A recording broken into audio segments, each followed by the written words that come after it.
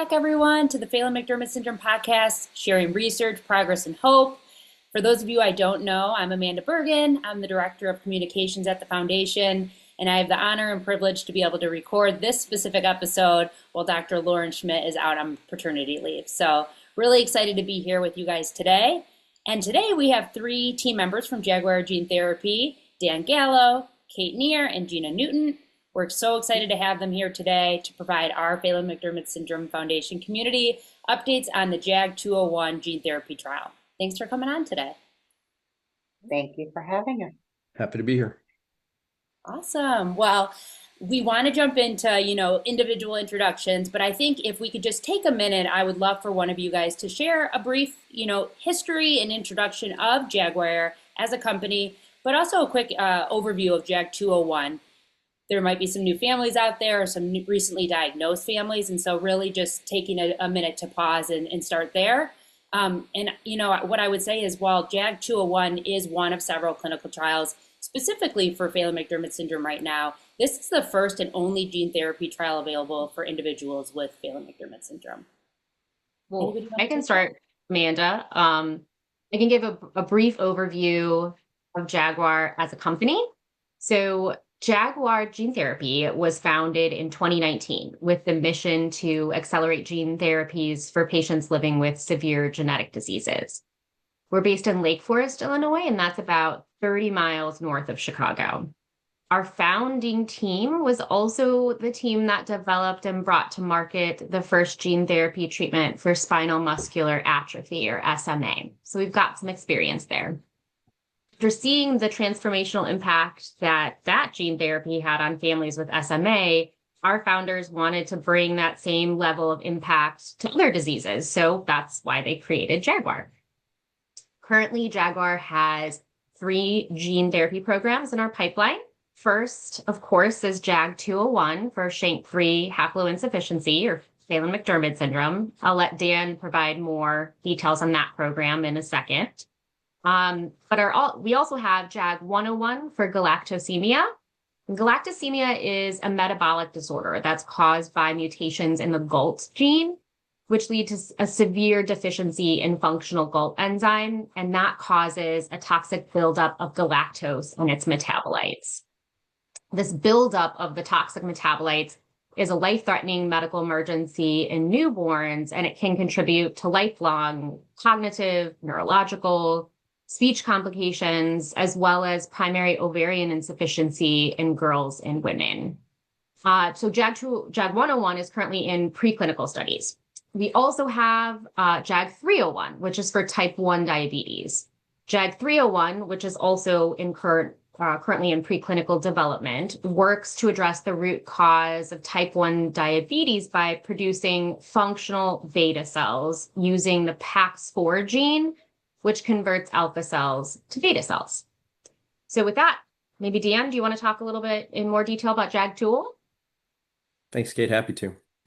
JAG201 is a gene replacement therapy, and what we're aiming to do with JAG201 is to deliver a functional copy of the SHANK3 gene directly into the cells of the brain and the CNS of individuals with SHANK3 haploinsufficiency, or clinically what we call Phelan-McDermid syndrome. A little bit of background, and some of this may be familiar, but SHANK3 is a protein that's expressed in neurons. It plays an important role in building and maintaining synapses, or the connections between neurons that allow communication. And then those connections are ultimately what make learning and processing and interpreting stimulus possible. So in PMS, individuals have only one functional copy of SHANK3 gene, again, what we call haploinsufficiency. And with only one functioning SHANK3 gene, there's not enough SHANK3 protein that's made from that one gene to support and maintain proper neuron-to-neuron communication, and ultimately those connections between neurons. With JAG201, we're aiming to deliver, as I said, a functional SHANK3 gene, what we call a mini gene, directly into the neurons in order to increase the amount of SHANK3 protein that's available to build and maintain connections between neurons. There's multiple approaches to gene therapy.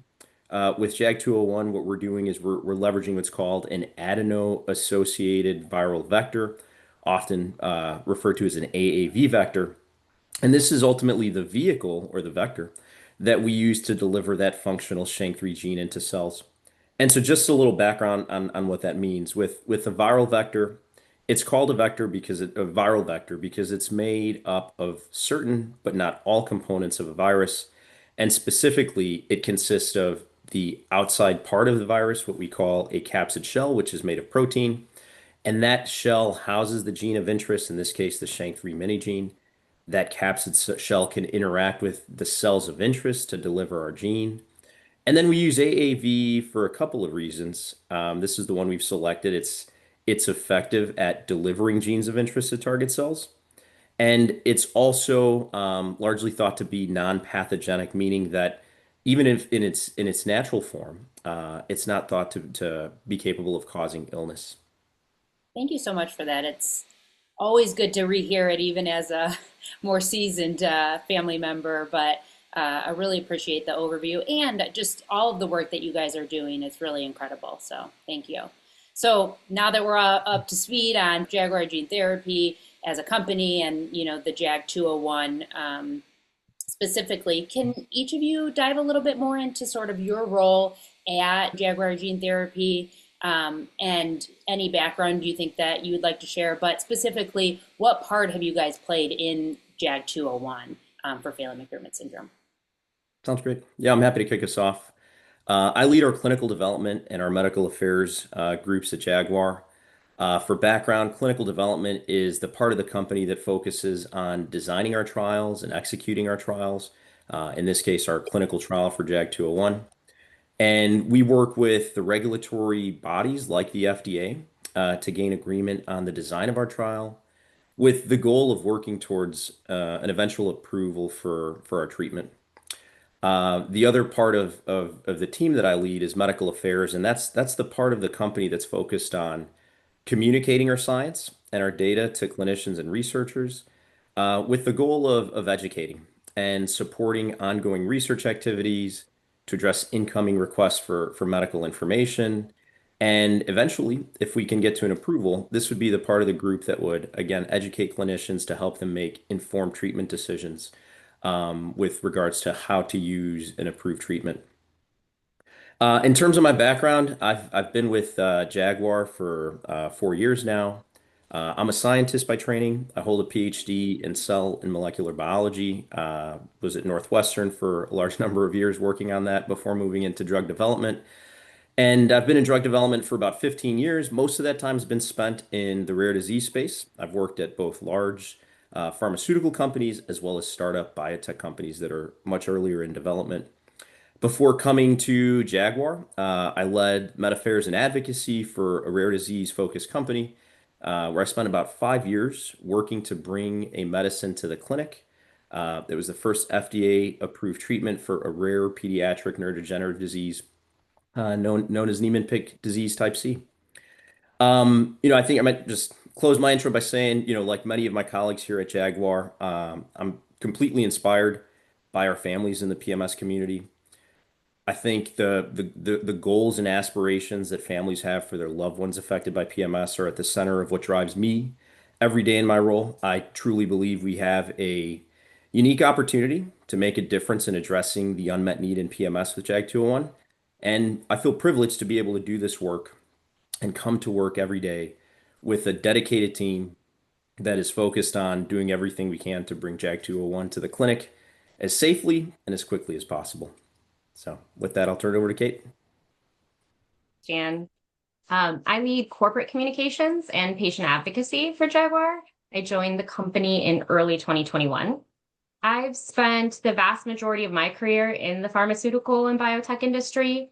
I've worked with both rare diseases and large disease states, particularly with a long focus in brain disorders. In my role at Jaguar, I'm super grateful to partner so closely with the Phelan-McDermid syndrome community. In terms of the JAG 201 trial, I work to provide, I would say, the most up-to-date information about the trial to date. I am the one who works with the team here to issue our FAQ documents so that we can answer questions that were asked by community members. We also attend community events to be able to speak directly with parents and loved ones of those living with PMS.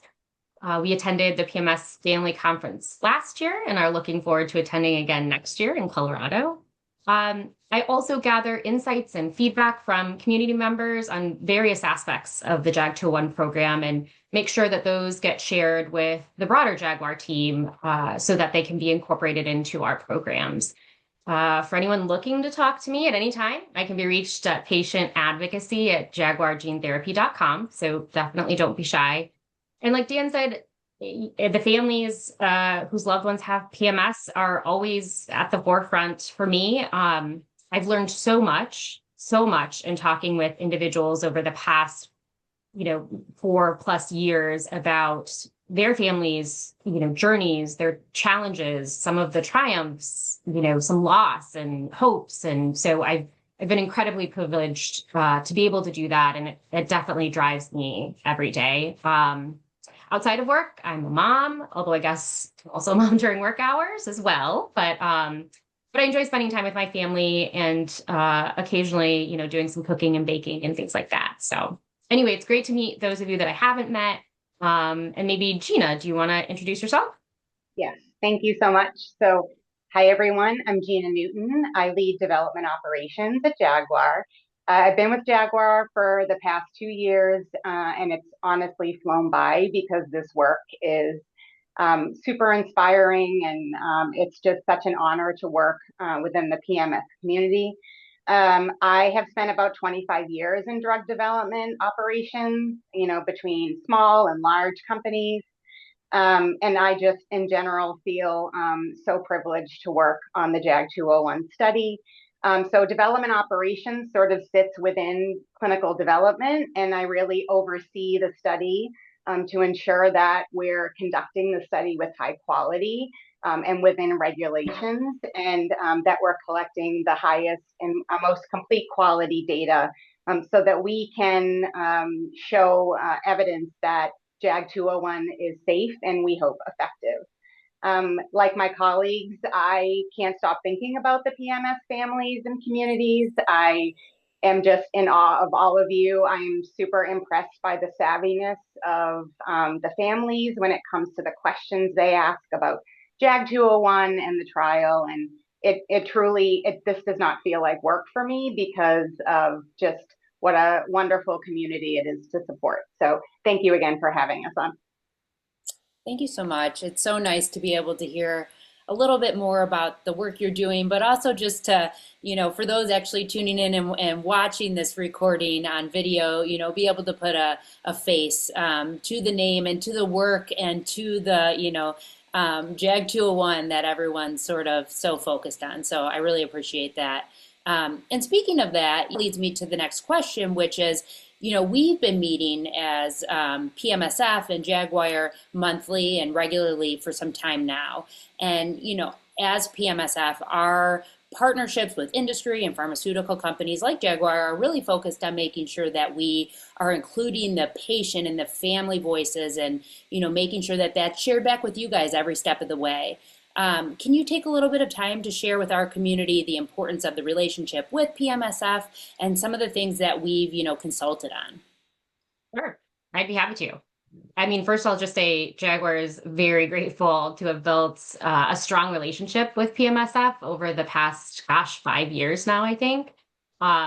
It's certainly not an exaggeration to say, and we say it all the time at Jaguar, that the JAG201 program wouldn't be where we are today in clinical trials without the help of the entire PMS community. A few, I would say, critical examples of collaboration that come to mind are the phase 1 clinical trial design. You guys at PMS provided feedback and reviewed trial synopsis and other materials before they were finalized. So you certainly brought the voice of the patients and families to that. You guys have also weighed in on logistics and travel that would be required for this phase 1 clinical trial that we're currently in to ensure, we're thinking about that family perspective. You guys have also served as I would say, like a platform for us to reach the community so that we can share news and information about the JAG201 program. advising us on the best channels like webinars or, this podcast to be able to communicate directly with the community in the best way. Another example is how we've partnered and will continue to partner around natural history data collection and, different kinds of, information that we can get from families that will help us in the evaluation phase of the clinical trials with FDA regulatory authorities. So that will be hugely critical. I would just say you guys have really been there with us every step of the way, and we're super appreciative. So thank you guys.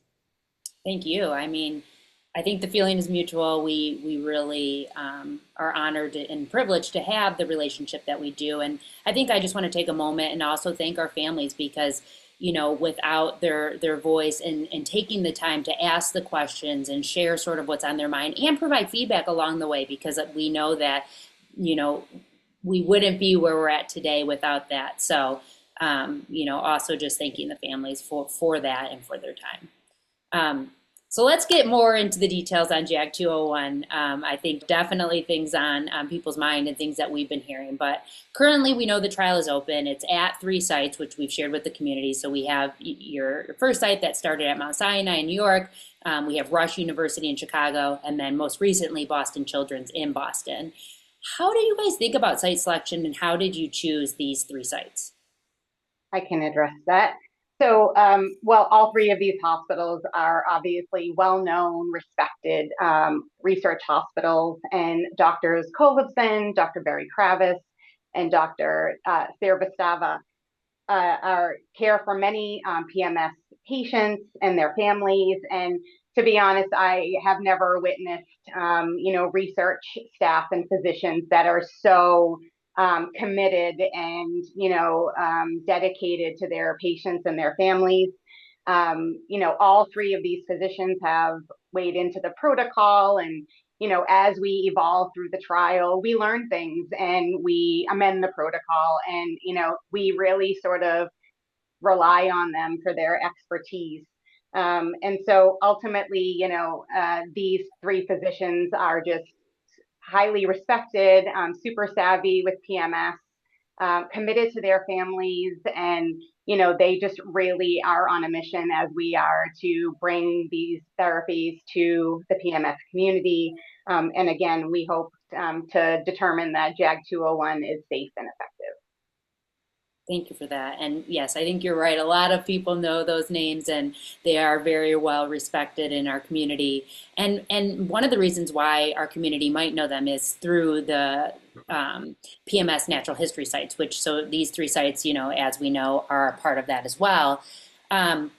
Just taking a step backwards, I know we talked a little bit about this on our recent natural history study webinar, which we can drop in the show notes for those of you that missed that. But how do individuals' participation in natural history study help inform eligibility and other aspects of the JAG 201 trial?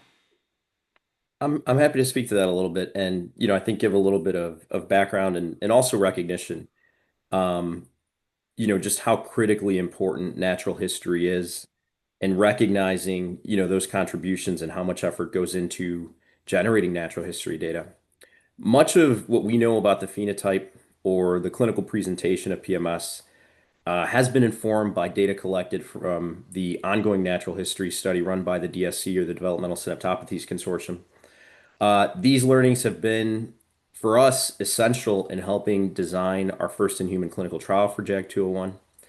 Whether it's the outcomes that we collect, the patients that we enroll, the duration of our trial, and even as Gina was just speaking to, our trial sites, all of this was in some part informed by learnings from the DSC natural history study. Without the natural history study, we really would not have been able to design our trial in the way that we have. And so in terms of why it's important, in rare disease drug development, we're often faced with a number of challenges, in particular, having to run trials in populations that are small, while at the same time, the large unmet need, the lack of approved treatments really highlight the urgency and need to move efficiently through drug development. Oftentimes, for ethical reasons or even logistical challenges, the standard type of trial you would run, which might be a placebo-controlled type trial design, may be infeasible in gene therapy and in rare disease drug development. In this case, natural history and the data collected in these types of studies provide potentially numerous pathways to accelerating drug development that may help overcome the need for, some of those challenges like a placebo-controlled trial. In our case, we are, as you mentioned, and we spoke about this on the recent webinar, we are supporting additional natural history data collection in slightly younger patients, so specifically age 12 to 36 months. And we're doing this at Mount Sinai, at Rush, at Boston Children's for a few different reasons. First, this is really a population where we're lacking data in the DSC natural history. So DSC, I believe they at one point open enrollment to patients as young as 18 months, but there's not a whole lot of data in the age range of, let's say, 18 to 36 months, and there's really none in the 12 to 18 month age range. And so collecting data in these participants will give us a better understanding of what development looks like in individuals with PMS at these earlier parts of their development. Generally speaking, these data will help us put into perspective any benefits or changes in development that we might observe in patients of this age that are treated with JAG201. So we'll have something to compare to, essentially untreated participants in the natural history. The second is since these individuals are potentially younger than the ages that we might be enrolling in our first in human study, we may learn through the natural history that some of them may also be eligible for our study now or future trials. And in that case, their natural history and the assessments that they collect over the next months and potentially years would allow us not only to generate a comparison data set for our clinical study, but if they receive treatment with JAG201, it would allow us to go back and understand how did their development look in the months and years leading up to treatment, and how or did that change after they received treatment. Those types of data would be very powerful in helping to illustrate to regulators the potential benefits of JAG201. Our goal there would be to show that we're changing the trajectory of development within individuals treated with JAG201. So, for a lot of reasons, whether historical or the need to collect more data, natural history has been incredibly important from a drug development perspective and will continue to be important on our journey to bring JAG201 to the clinic. Thank you. That's super helpful. And we often get a lot of questions on natural history. So, just as a reminder, I guess, to share with everyone, we currently have the downward extension that Dan was just talking about, where there is enrollment available from 12 to 36 months. So, we'll include all that information in the show notes. We'll include the webinar if you'd like to learn more about the natural history study. And then we're really waiting on a decision to be made on the possibility of opening it back up for a fourth round. And so stay tuned for anybody that's interested beyond that specific downward extension or 12 to 36 month age range for future possibilities. All right, so kind of shifting back to JAG201, we know that it's administered via ICV. Can you tell families a little bit about what that means and briefly about the procedure? And then kind of going back to site selection, process and phase, did you consider what experience each site had with the administration procedure? Yeah, happy to. So yes, as you mentioned, JAG201 is administered via ICV or intracerebroventricular injection. And so if we break that down a little bit, ICV injection administration is an injection directly into the brain using a catheter or tubing. To move that catheter into a space that's known as the lateral ventricle. And the way to think of a ventricle is it's a space, it's a cavity that sits within the brain that contains cerebrospinal fluid. And cerebrospinal fluid cushions and supports the entire brain and central nervous system. And so what we're aiming to do then is deliver JAG201 into that space so that it could be mixed within the CSF and then distributed broadly to all parts of the brain and CNS, which is where we want JAG201 to be able to interact with cells to deliver SHANK3. The procedure is performed by a neurosurgeon, so it is a neurosurgical procedure. It's done in the operating room under anesthesia. In our experience with our first patients treated, the procedure takes approximately 30 minutes. A neurosurgeon who's experienced at performing this type of surgery performs the procedure and has an understanding of how to guide that catheter into the right space, into the ventricle, By utilizing images that are taken of the brain using modalities such as MRI or CT. And so that's done beforehand so that when we get to the day of the surgery, the physician knows exactly where he needs to guide that catheter to get the most direct route into the ventricle and ensure that we're delivering the medicine to the right space. After administration, the patient's kept in the hospital for observation to ensure there's no unexpected outcomes of the procedure, and patients are generally discharged within about 48 hours. We selected ICV administration with the goal of maximizing how much JAG201 we could get delivered to cells of the brain, cells of the central nervous system. We want to reach as many cells as possible, understanding that we won't reach every cell. And so ultimately, this approach was selected, and it was informed by our non-clinical studies where we did experiments delivering JAG201 to the brains of different animals, utilizing the ICV procedure. And so, ultimately in those studies demonstrate that yes, we can reach the cells that we want to, we can do it safely, and then we could get to outcomes that we want to in the animals. And so that helped guide our decision to do it the same way in people. Um, as background, ICV administration is it's an established procedure. It's utilized in a lot of different disease spaces. It's utilized for short-term as well as long-term delivery of medicines when you want to increase the concentration of a medicine around the brain or in the central nervous system. And we've done a little bit of research just to get a sense of how common the procedure is, and we've seen publications that suggest that as many as 20,000 procedures, potentially more, are done annually in the U.S.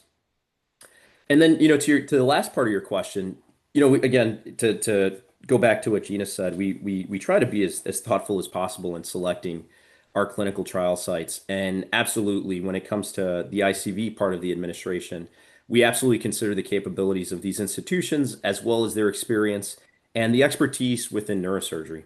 So even though we're familiar with our clinicians who are investigators in the study, at every institution, that might not be the same individual that's delivering the medicine, right? It may be somebody within neurosurgery specifically. And so our team works closely with the neurosurgeon, with the clinical team at the hospital ahead of time in the weeks and months leading up to the trial to make sure that everybody's fully prepared for the procedure, and everybody's ready for, that day of administration. Thank you. That's super helpful. And I think it's just really important to look at all of the different pieces that go into the entire trial, the site selection, and specifically who's administering what. So I appreciate you sharing that. Knowing that this current trial is a phase 1/2 trial, I did want to take a step back and just look at the clinical trial process as a whole, to make sure our community is all on the same page. Could you first remind families what a phase 1/2 trial is and what that means for this trial specifically? Sure, I can take that one. So we talk a lot about phase 1 first in human, and that is because it is in fact the first time JAG201 has been delivered to a human being. So typically in a phase 1 trial, we are testing a small group of individuals for the very first time. And the goal of a phase 1 study is really to determine and learn about safety, tolerability, making sure there aren't any severe side effects, and then determining the ideal dose. So essentially, before this trial, any data collected on JAG201 was collected in animals. We call that preclinical data. And for JAG201, that was mice and non-human primates. And so ultimately, what we want to do in this phase 1 study is to determine the safe dose. So based on the preclinical data, we are looking at 2 different doses in the phase 1 study. And basically, this is going to help us understand the overall safety profile of JAG201, and then also determine that it's safe and we hope effective, and just really better understand, any side effects that a participant may have once they've been exposed to JAG201. And it's referred to as a phase 1/2 study because once we've determined that we have a safe dose, then we can potentially expand the study to treat additional participants at that safe and potentially effective dose. Thank you. Which, you know, leads me right into sort of my next question, and you started to touch on it a little bit. So obviously, a huge component, like you said, is establishing that safety at the forefront of the trial, right? Like that's number one. But now that you guys have, began the process and we are underway with JAG 201, how are you beginning to think about efficacy? Or, like you said, in other words, how are we assessing whether it's quote unquote working? Yeah, I can take that. So again, to go back to natural history, in designing our trial, we had the benefit of being able to leverage all of the learnings from the DSC natural history study. And so this includes the efficacy outcomes that we're evaluating. While we want to improve the overall developmental trajectory of individuals with PMS, we also recognize that this may take some time. And so, in evaluating the different types of outcomes that we wanted to look at, we set out to look for potentially earlier evidence of biological change. And then over the long term, also want to ask the question about, are we changing that developmental trajectory? So we understand from the DSC natural history data that EEG and specific measures of EEG, which looks at electrical activity and responses in the brain, may be abnormal in individuals with PMS. And so, one of the things that we thought early on was if you want to evaluate whether a treatment is changing that abnormal biology within neurons, one of the things that you may be able to evaluate is whether electrical communication within the brain changes after administration of a treatment, in our case, JAG 201. Again, we wanted to include this type of measure because unlike developmental milestones, which may take time to learn and to develop, we thought EEG may provide an early understanding that something in the biology of the brain is changing for the better. On the other hand, we know that FDA has a certain threshold that they look for when they're looking to evaluate whether a treatment and the data established from clinical trials justifies an approval. And so, when it comes to how FDA approves treatment, we know that they do so based on their ability to provide clinical benefit. And the way that the FDA thinks about clinical benefit is, does a treatment improve how somebody lives, functions, or survives? So, clinical outcomes that measure development, such as cognitive tests, communication measures, assessments of adaptive behavior, are all critical outcomes in our trial. These are also things that were collected in the DSC natural history. We know, how the population evaluated in the DSC natural history progresses over time on these instruments. And so in our trial, we're also looking at these types of measures, and we want to understand if JAG 201 treatment can help individuals reach developmental milestones and acquire new skills and abilities that they otherwise would not have been able to. Yeah, thank you for that. I want to take a minute to pause here and also just really reiterate to our community and folks tuning in that the primary goal of a phase 1/2 trial isn't necessarily to reverse or cure the condition in such a small cohort of patients. The primary goal, as we sort of talked about, is that we need to establish that JAG 201 is safe and that there's target engagement, or in other words, as you discuss, it's getting into the brain, and that there's initial signs that it can change behavior and or development. I don't know if there's anything else to add there or anything you guys want to underscore. No, I mean, I think you said it best. We really are focused on safety. I think all of us on the team, as I'm sure the community is, eager to know if it's working, but we're just not at that stage yet. So we're looking at, various assessments to make sure there aren't any significant side effects, that there's no worsening, from their baseline assessments. And, as Dan mentioned, we're looking at these validated scales, the Vineland, the SAND, which I know, are very comprehensive and, time consuming for the participants and their families. But, those are the scales that are really going to show us if there's efficacy. But for now, we really are focused on, safety, no changes in blood work or things like that. So again, like while we are all sort of waiting with you to see if this is, there's efficacy there, it's not our focus today. But, our goal is that once we determine a safe dose, then we would conduct additional cohorts to show if JAG 201 is truly effective. Yeah. It's been such an interesting learning, even for myself, as a parent, to know every stage really does have its intention and it all builds up and works together. And, I think as families, we get really focused on sort of the end goal, but you can't get there without the different stages and the processes. So it's really helpful to sort of be able to walk through that and talk, a little bit more about it in depth. Um, so part of the process of designing a phase 1/2 trial is selecting inclusion and exclusion criteria. Probably one of the most common questions that we've heard from families. I think you guys as well have heard a lot of these questions too. So, just for those tuning in today and for our community out there, walk us through the decisions that you guys make on the current inclusion exclusion criteria. Specifically, the young age range is one that we hear a lot about. And then this class 1, class 2 deletion, which I think is newer language in a clinical trial for our community. And we've done some education pieces around that as well.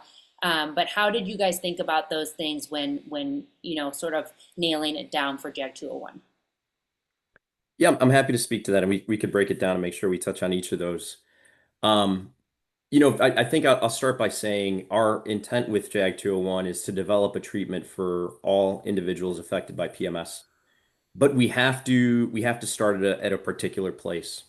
And so, that's, I think how to put into context what we might see in the inclusion and exclusion criteria.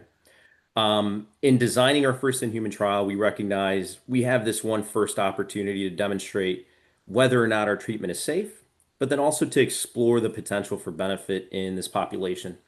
And so success in a first in human trial then opens the door to further evaluation in larger populations, which would result potentially in changing criteria. And it also gets us closer to the goal of an approved treatment. So just to highlight, we want to be as thoughtful as possible in determining the characteristics for those first few participants. And again, this is really just a starting place. So let's break it down. There's a few different reasons for why we select these different criteria. So starting with age, we recognize from the natural history that there's perhaps increased ability to acquire developmental milestones and skills in individuals with PMS earlier in life. And so while milestones may be reached later, individuals we know still have the potential to acquire milestones. So we know that there is also a potential to lose certain skills and abilities via regression. Biologically, we don't fully understand why. So in selecting the age, we really wanted to find this ideal spot potentially where we could enroll participants that maybe have greater potential for benefit just due to the fact that they're actively undergoing neurodevelopment, but then also be prior to any potential onset of regression. And so the goal here then is let's demonstrate it's safe. If we can have some success here in a younger population and there's some signs that JAG 201 is doing something that benefits patients, this would then give us the confidence to evaluate that benefit in potentially an older population. Um, and then we'd have the opportunity to then compare between those two, right? Do we see similar levels of benefit in younger patients as we do with older? On the other hand, if we were to start, in somebody much older, I think we might have question of, well, is the potential for benefit there the same as somebody who's much younger? And if we don't see a benefit, does that give us confidence to move in the other direction? So we really want to start where we think there's a potential to show benefit, where we, have confidence in the safety, and then we can expand from there. As far as genetics, with JAG 201, we know that we are only providing a SHANK3 mini gene. And so in our first study, we wanted to focus on patients whose genetics reflected primarily the loss of a SHANK3 gene or a SHANK3 allele. Again, demonstrating benefit here would give us confidence in the ability of JAG 201 to address SHANK3 haploinsufficiency, and then that would pave the way to evaluating benefit in individuals with, let's say, larger deletions. As you know, deletions can be highly variable, right? Everyone's deletion is going to be different potentially. So with larger deletions, there are additional genes that are impacted. Some of those genes may have an impact on development. And so in our first study, our first few patients that we treat, we want to avoid a situation where the genetic background of the individual may make an assessment of benefit uninterpretable. So is it that, the gene worked, but there were too many, things impacted in this very large deletion that now we can't see the benefit? We wanted to avoid that type of situation. Lastly, and I think this one's come up more recently, is with regards to other investigational treatments. In general, when designing these types of studies and earlier trials, especially, sponsors exclude participants who've recently received or are receiving potentially disease-modifying investigational treatments. Exclude them from clinical trials when you're evaluating new potential treatments. And the reason for this is that doing so reduces the possibility that confounding factors may impair the ability to interpret the outcomes. In other words, excluding exposure to other investigational treatments will help give the regulatory authorities the confidence that any benefit that we see in our trial, or, on the other hand, any adverse effect that we see in our trial is being caused by the therapy that we're investigating. So in our case, JAG201, and not another medicine where, the clinical profile or exposure to that medicine and the results of that are not fully established. So to that end, we've received to that end, those who've received treatment or are receiving treatment with potentially disease-modifying treatments would not be able to participate in JAG201 clinical trials. And this does include things that are currently in development, including Neuren's NNZ compound. Uh, Again, the approach here gives investigational treatments the opportunity to be independently and then appropriately reviewed by regulatory authorities. And it's important. What we want to do is get to an approval as quickly and as safely as we can. And we want to avoid at all costs a situation where FDA is evaluating our clinical data, but then can't be sure of how to interpret it and whether the benefit or any negative impact is due to our drug or another. What would generally result in that type of situation could include even FDA asking us to go back and do additional studies in a specific population that eliminates those potential confounders, again, to justify a potential approval. So, the more rapidly and safely we can potentially get JAG201 approved, our hope is, then the sooner that all families can consider it as a treatment option, once we get to that point. Yeah, I appreciate that. And I think it's such a good reminder for families about sort of the intention behind, the clinical trials. But just because the inclusion exclusion criteria today for phase 1, 2 is such, of a certain age group or specific, deletion size, it doesn't mean that in the future that there might not be the potential to be able to have this therapy should it go, to market. So I appreciate that. All right. So I know that, we've been keeping our families waiting. And I know there's still a lot that you guys can't share, but any progress updates that you can share with our community? Yeah, I'm happy to give a little bit of an update. And some of this, maybe families are familiar with based on, some of the announcements that have come through PMSF. But I'm happy to share a little perspective on where we are. So to date, we've dosed our first two patients. From a safety perspective, we've reported that there have been no serious treatment-related adverse events. Both of our patients continue to do well, and we're optimistic about the potential for benefit. Patient one, participant one, is about 6 months out from their dosing date.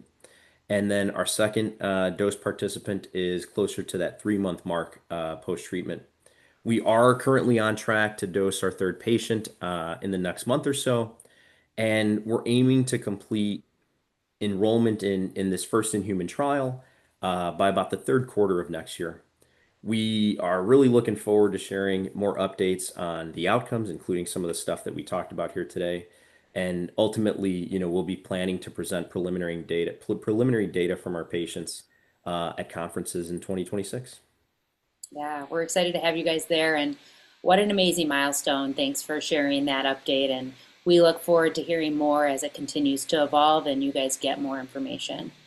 Um, where are we at for next steps? What does this mean for next steps? What can we expect for the remainder of 2025, heading into 2026? Any details there that are open to share with our community?